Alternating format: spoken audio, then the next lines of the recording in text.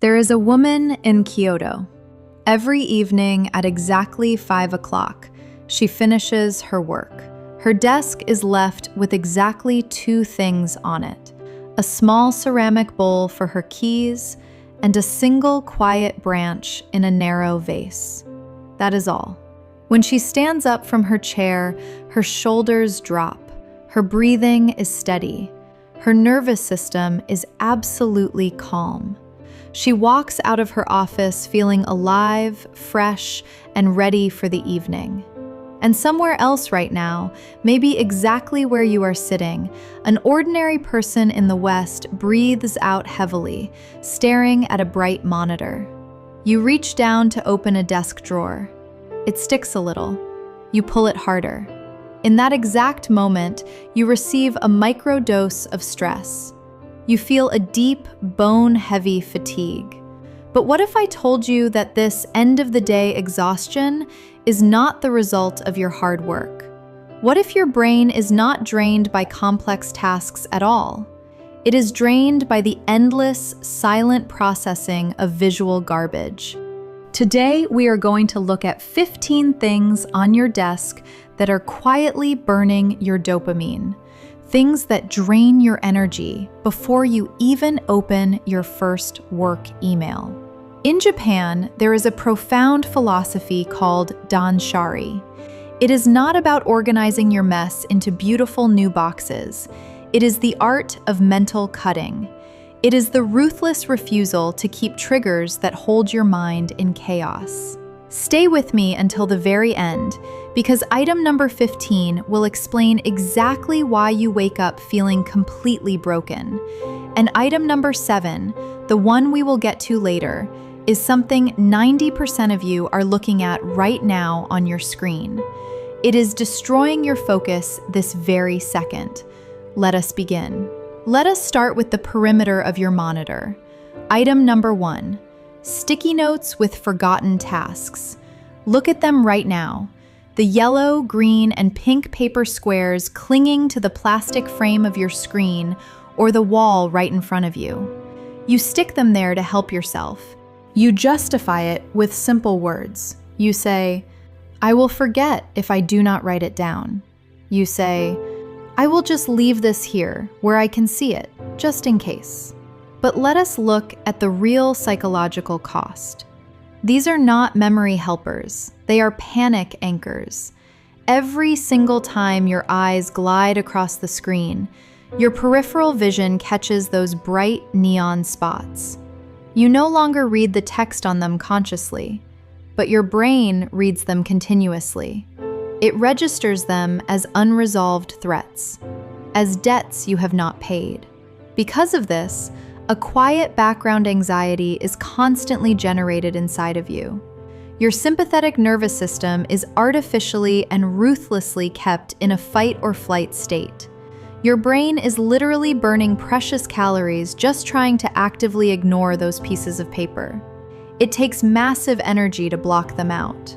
In the philosophy of danshari, the workspace is a blank canvas.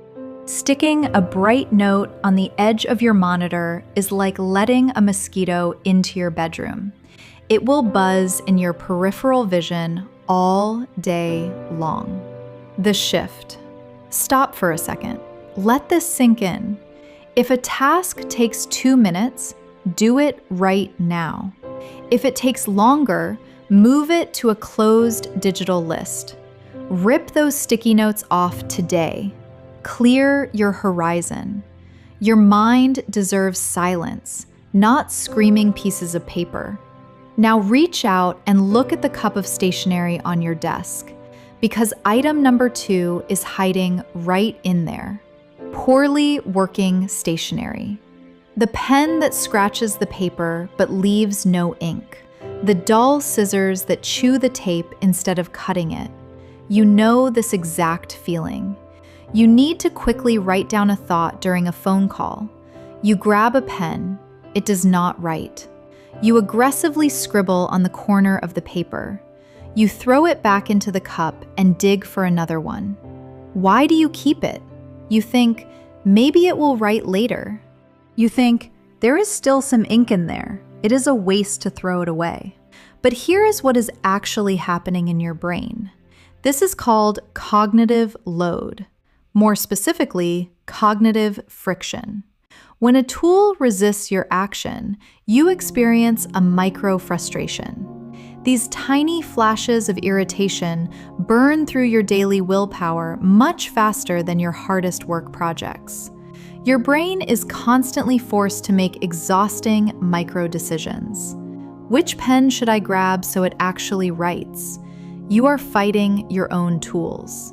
The woman in Kyoto does not fight her belongings. If a pen does not write perfectly, smoothly, and on the very first try, it immediately leaves her home, because she respects her own effort. A tool must serve your flow, not destroy it.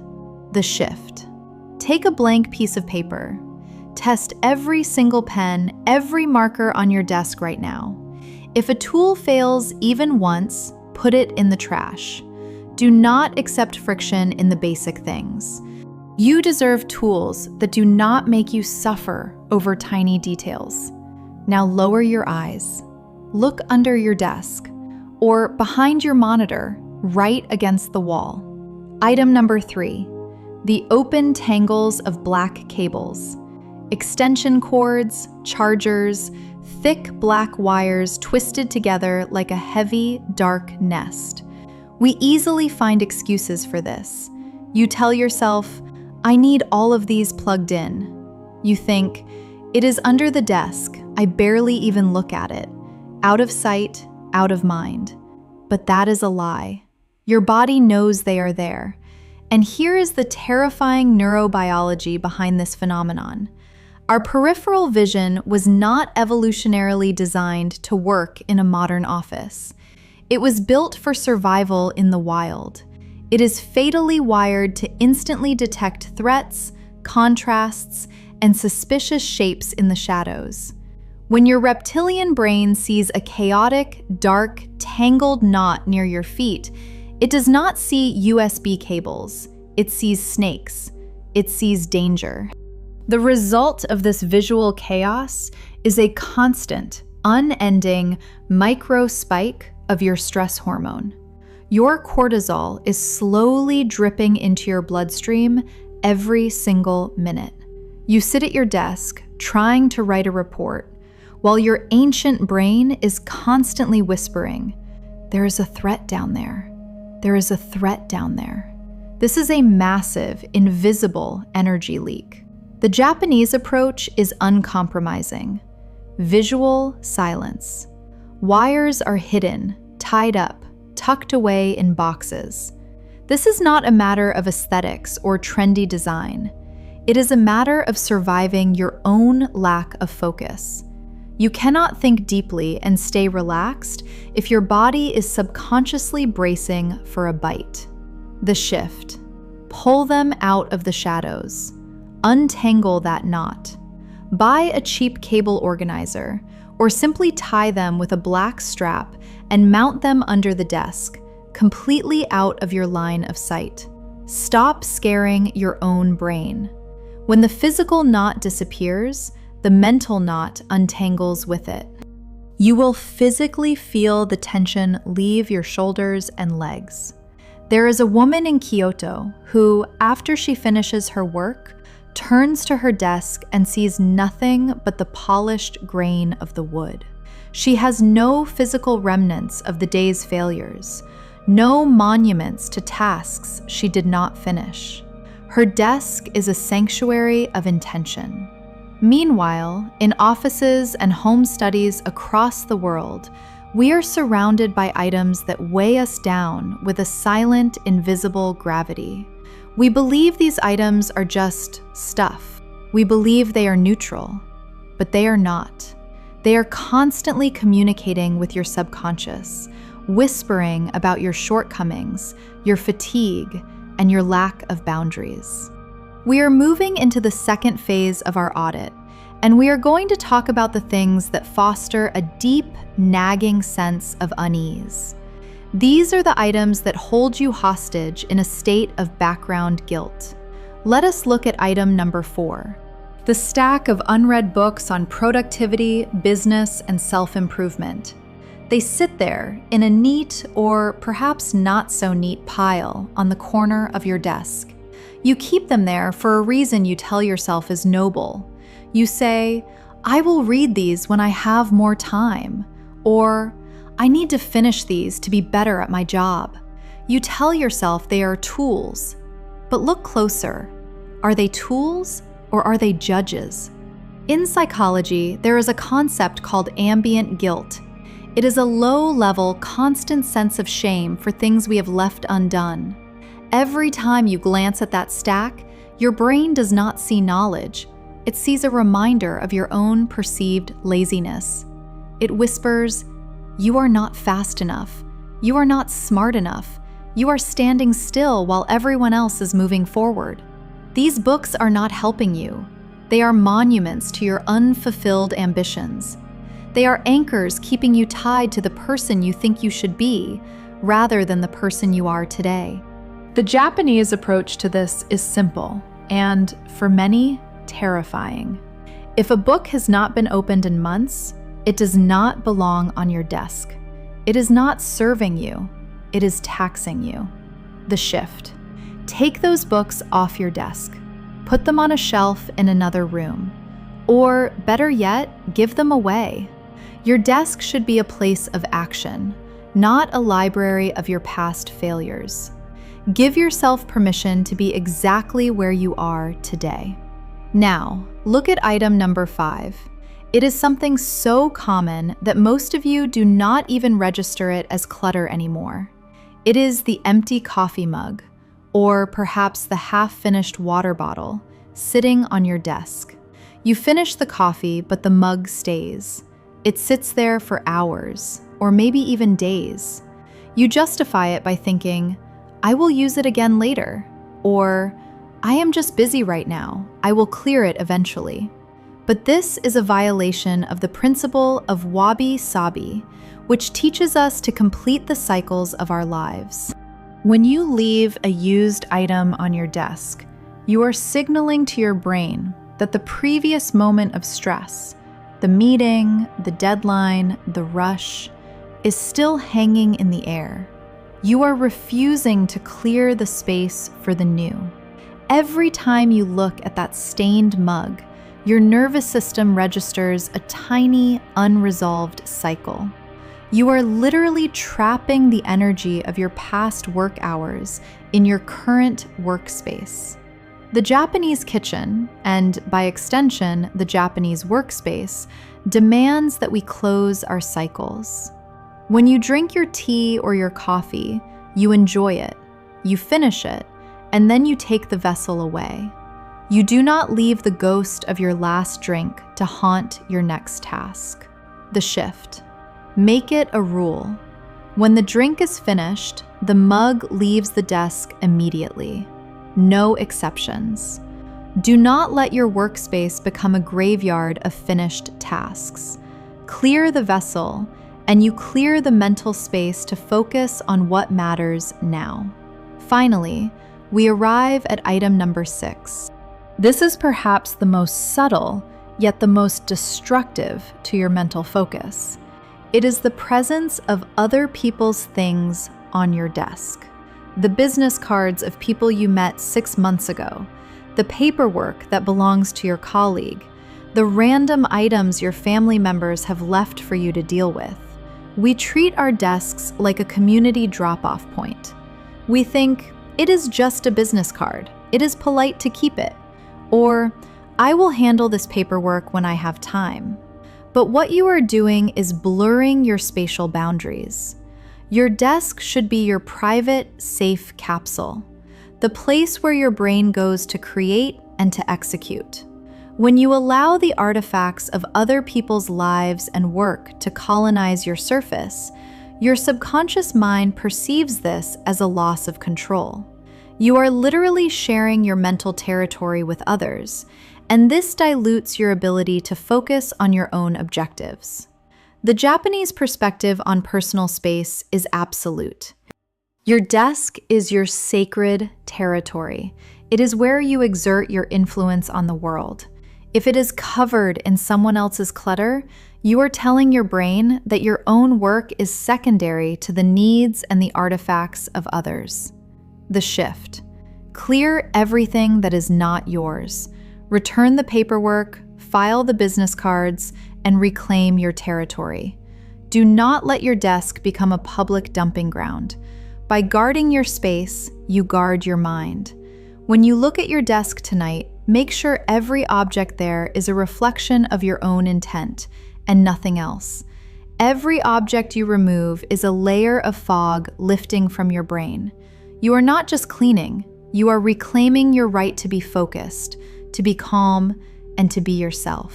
Now we reach the threshold of the modern mind.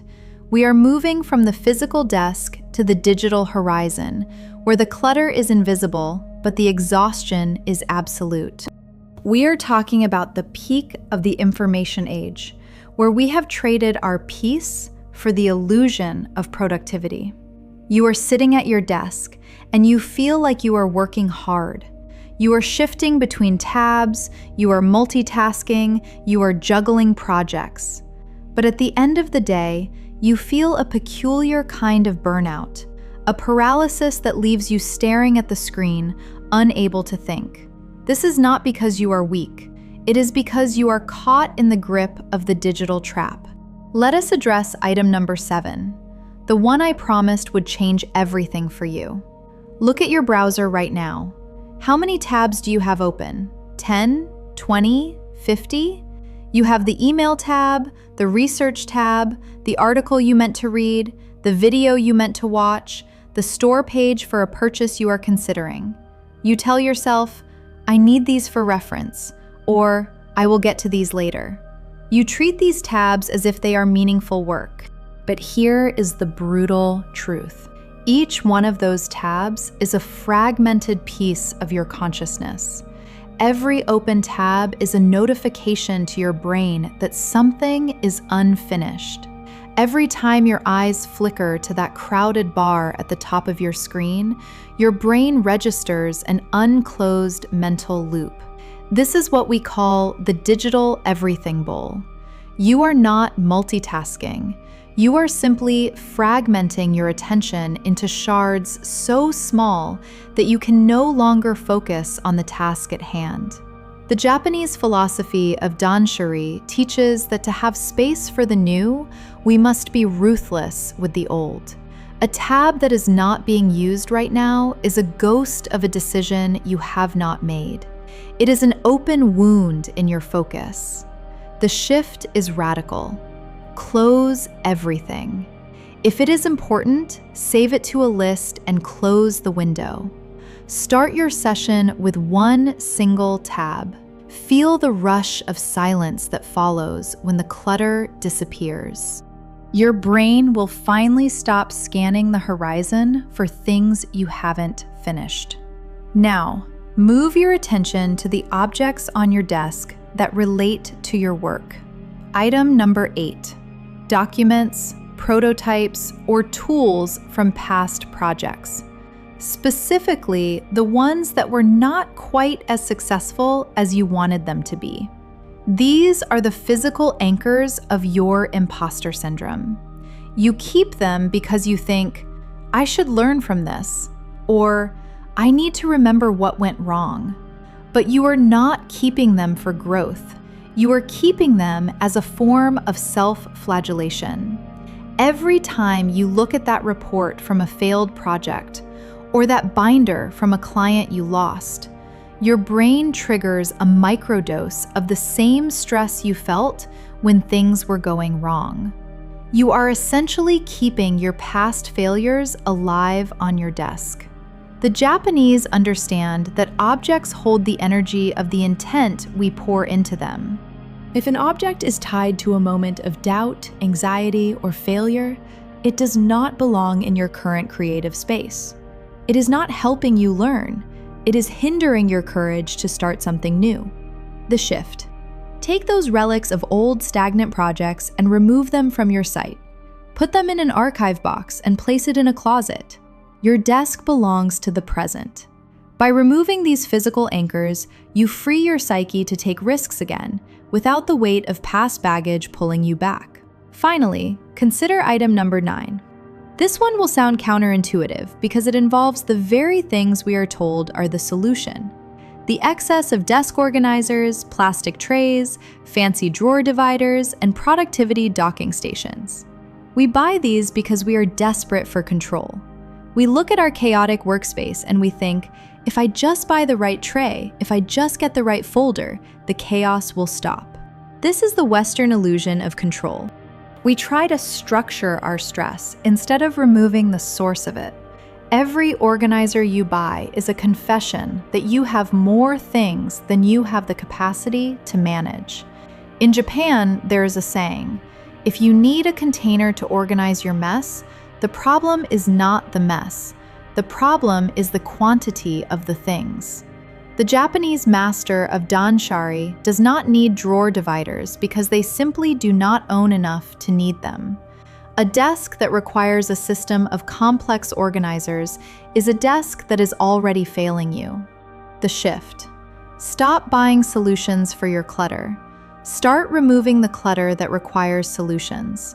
Take the tray off your desk. Take the extra organizers away. If you have fewer items, you do not need to organize them. You simply have space. You have breathing room. You have the freedom of an empty surface. That is where true focus begins. Not in a drawer, but in the open, quiet, and intentional space that remains when you finally stop trying to pack your stress into little boxes. We are now entering the most intimate territory of your workspace. We have cleared the digital tabs and the physical anchors of failure, but there are deeper, more insidious traps. We are talking about the environment that surrounds your body and the hidden emotional triggers you have been ignoring for years. Your desk is not just a furniture piece, it is a physical projection of your psyche. If the environment is flawed, your thoughts will inevitably be flawed as well. It is time to look at the structural and emotional architecture of your work life. Let us examine item number 10, the placement of your desk. Specifically, the desk pushed directly against a wall, forcing you to stare at a flat, dead surface all day long. We do this because we want to be efficient, because we have been told that this is how an office should look. We think we are saving space, but we are actually trapping our vision. Your eyes are not meant to be held at a fixed distance for 8 hours a day. Biologically, your eyes require optic flow, the ability to look into the distance, to let your gaze travel across an open field of view. This is how you trigger your parasympathetic nervous system, the state of rest and digest. When you stare at a wall, your ciliary muscles remain locked. Your brain stays in a state of hyper-arousal, and your anxiety never truly drops. The Japanese sense of ma, the intentional gap, is not just for rooms. It is for how we view the world. They know that a workspace must allow the mind to expand.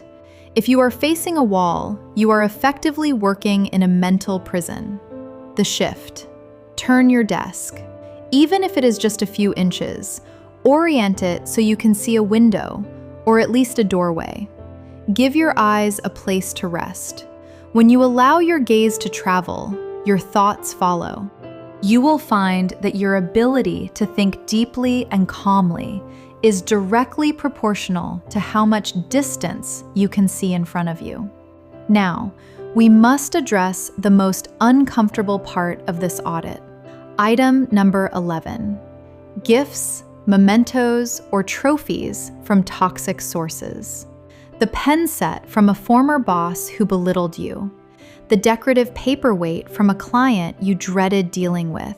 The framed award from a company culture that made you miserable. We keep these because we are conditioned by politeness and by the need to show gratitude. But look at the neural reality. The brain does not categorize objects as neutral. It categorizes them by their emotional associations. When your gaze falls upon that object, your amygdala, the threat detection center of your brain, registers the memory of that toxic relationship.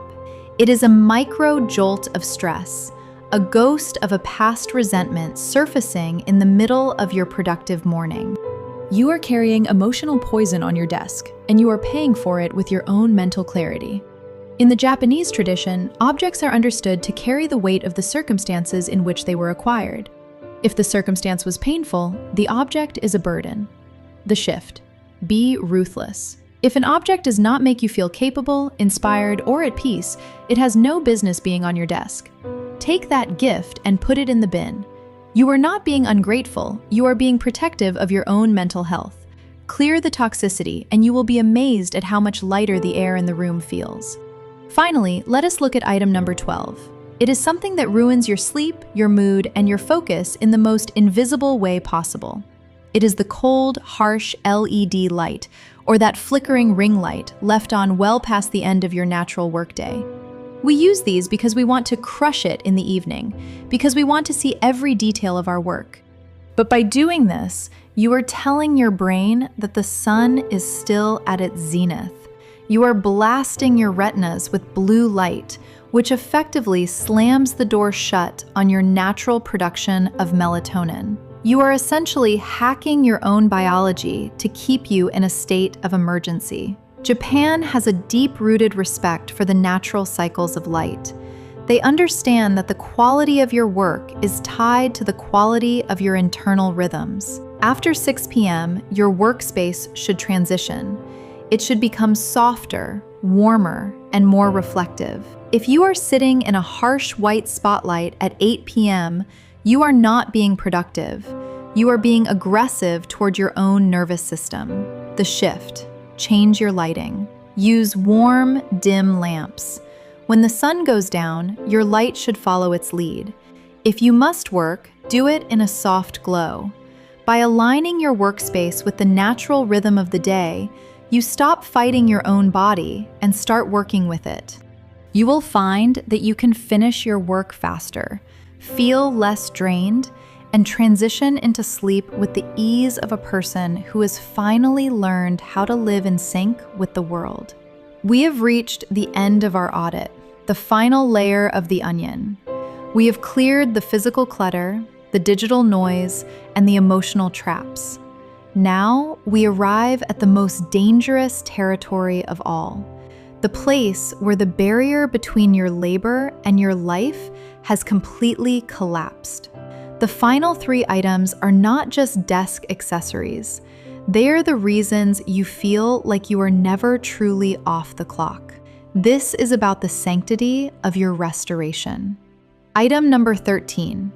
The presence of working materials, laptops, or even exercise gear inside your bedroom.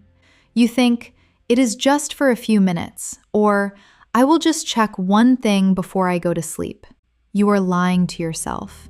When your brain sees your workstation in the place where you are supposed to surrender to sleep, it loses its ability to anchor you in safety. A bedroom should be a sanctuary, a place where the nervous system powers down. When you bring the tools of your output into the room of your rest, you are forcing your brain to link your bed with the stress of labor. You are turning your place of peace into a filial branch of your office. The Japanese know that a room must have a single, clear identity. If a room does double duty, it does both duties poorly. The shift is non-negotiable. If you work from home, the laptop must be put away, in a drawer, in another room, out of sight. When you cross the threshold of your bedroom, your brain must know that the battle for the day is over. Protect your rest, or you will never truly perform at your best. Item number 14. The to-do list left on your nightstand. You think it is a great habit to have your plan ready for the morning. You think it is organized.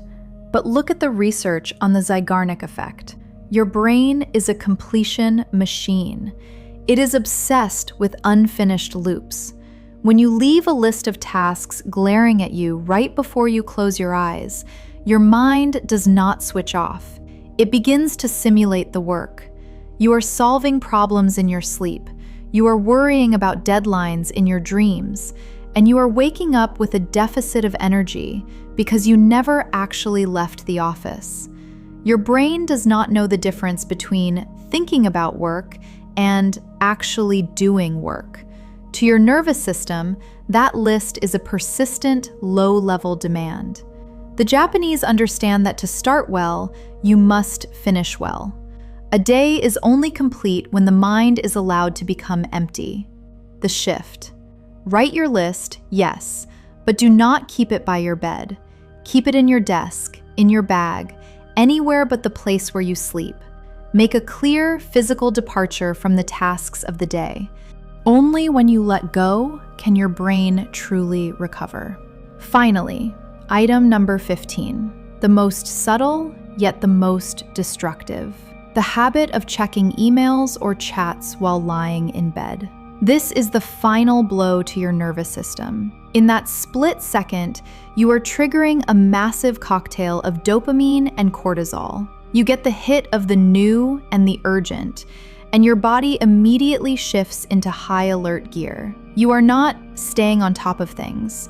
You are keeping your body in a state of hyper arousal, ensuring that your sleep is shallow, your recovery is incomplete, and your stress levels for the next day are already spiking before your feet even touch the floor. In Japan, there is a concept called seijaku, a stillness that is not just silence, but a profound tranquility. It is the understanding that there is a time to do and a time to simply be. Checking your phone in bed is the antithesis of this.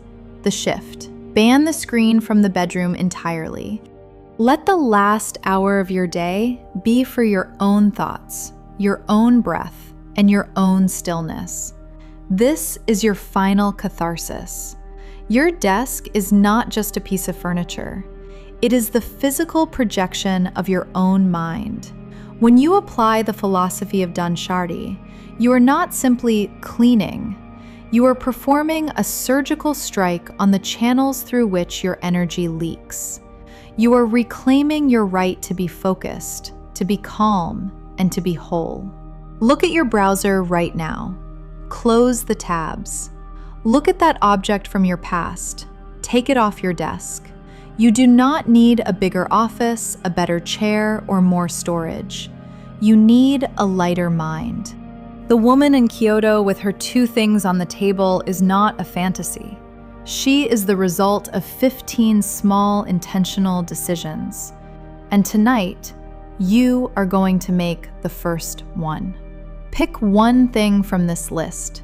Remove it. Feel the silence that fills the space where the stress used to be. That is where your life begins. Take care of yourselves, and I will see you in the next one.